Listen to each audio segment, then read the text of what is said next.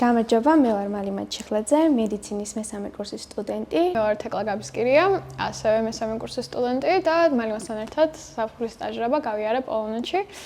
და დღეს პატარა კითხვების მეშვეობით, ასე ვთქვათ, გაგიზიარებთ ჩვენ გამოცდილებას. დავიწყოთ? აი, მე დავიწყებ მაშინ. სამ გასულ პროგრამაზე წახვიდოდით, როგორ წარმოგედგინათ თქვენი გამოცდილება და რეალობა როგორი იყო?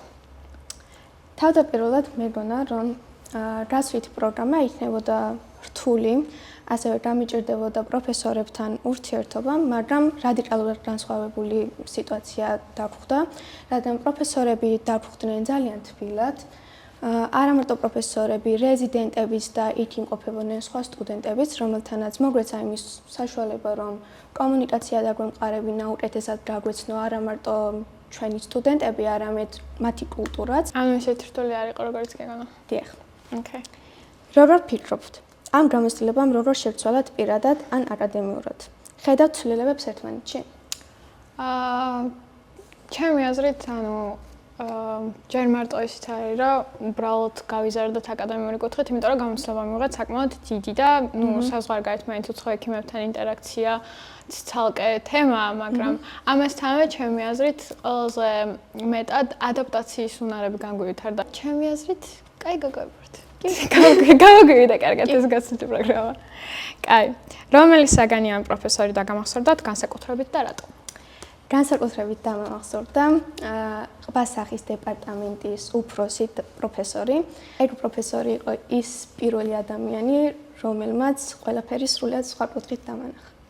კიდე დავამატებ, რომ ამ პროფესორს ისე შეუყვარდა მალიმა, საბოლოოდ უთხრა, რომ როგორც საკუთარ შვილიშვილს ისე გიყურებოდა და პატიჟა კიდევაც ხელმოუწევთ, რომ პოლონეთში ჩავიდეს, ამიტომ ძალიან შეაყვარა თავის განყოფილებას მალიმამ.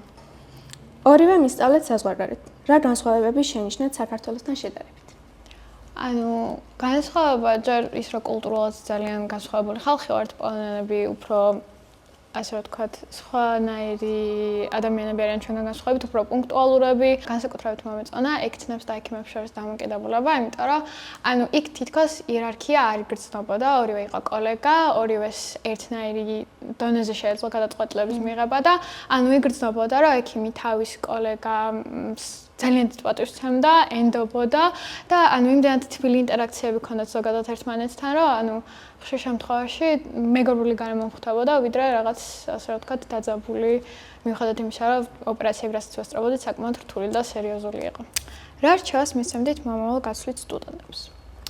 ალბათ ვურჩევდი სტუდენტებს, რომ არასოდეს არ დანებდნენ თავიანთ მიზნებს, ყოველთვის ეცადნენ იაქტიურონ და ყოველთვის მიიღონ მონაწილეობა იმ ინტერესებისავე გამომდინარე, რაც მათ აქვთ. საქართველო აღნიშნავს ბოლონიის პროცესში ჩართვის 20 წლის თავს. რა მნიშვნელობა აქვს თქვენთვის ამას? ჩემი აზრით, თითოეულ ჩვენგანი, განსაკუთრებით ყოველი ახალგაზრდა იმსახურებს მიეცეს საშუალება, გავიდეს საზღვარგარეთ, გაიცნოს განსხვავებულ კულტურას და იქაურდონეს და ეს ჩვენთვის არის ევროინტეგრაციის ერთ-ერთი საუკეთესო საშუალება ჩემი აზრით. ეს გამოცდილება გეხმარება იმაში, რომ ფეხი აუღვა, ასე ვთქვათ, სხვადასხვა ქვეყნის განვითარებას, მაქსიმალურად სიახლოვე გქონდეს ახალ ინოვაციებთან და ეს გეხმარება არა მხოლოდ ინდივიდუალურ კარიერულ დონეზე, არამედ თვითონ უშუალოდ ქვეყნის განვითარებაზეც და მაქსიმალურად უნდა ეცადა, რომ ყოველი, ასე ვთქვათ, opportunity რაც გაქვს, შესაძლებლობა, მადლობა, რაც გაქვს, უნდა გამოიყენო მაქსიმალურად და ერთ-ერთი ეს საშუალება მოგვეცა ამ პროექტის მეშვეობით ჩვენს. და ერთი კითხვა დავჭერ კიდევ დაასრულეთ ერთი სიტყვით. ჩემთვის ბოლონიის პროცესსა და ევროპული უმაღლესი განათლების სივრცეში ჩართულობა ნიშნავს ახალნების წარმატებისკენ და ახალ გზას განვითარებისკენ. ეგ არის. დავამთავრეთ.